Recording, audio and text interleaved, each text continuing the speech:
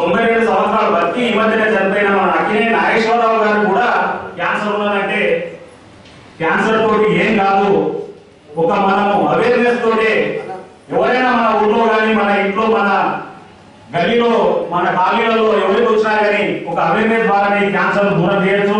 ముఖ్యంగా యువత చెడు అలవాట్లతోటి, చెడు అలవాటు అంటే ధూమపానం కానీ మద్యపానం కానీ ఇప్పుడు ఒక ఫ్యాషన్ అయిపోయింది. ఇంటర్మీడియట్ స్టూడెంట్ కే ఒక సిగరెట్ తాగుకుంటా సిగరెట్ అవి పెట్టుకొని దోస్తులకు కూడా అలవాటు చేసుకున్నాడు.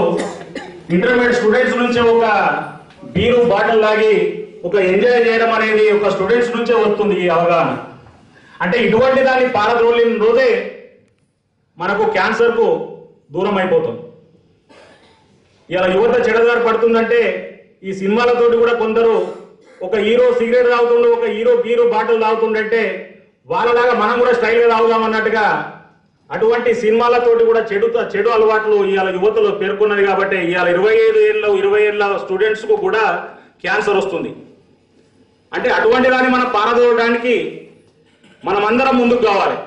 సమాజంలో ఒక అవగాహన, ఇప్పుడు డాక్టర్స్ గారు చెప్పినట్టు ఇలా కామినేని హాస్పిటల్లో లాస్ట్ ఇయర్ వచ్చిందనుకుంటే అమితాబ్ బచ్చన్ గారు కూడా వచ్చి, ఐశ్వర్యరాయ్, అభిషేక్ బచ్చన్ వచ్చి ఇలా క్యాన్సర్ కు అవగాహన కోసం వాళ్ళు మన హైదరాబాద్కు వచ్చి ఇక్కడ కామినేని హాస్పిటల్లో ప్రోగ్రామ్ చేయడం అంటే చాలా గొప్పదగిన విషయం.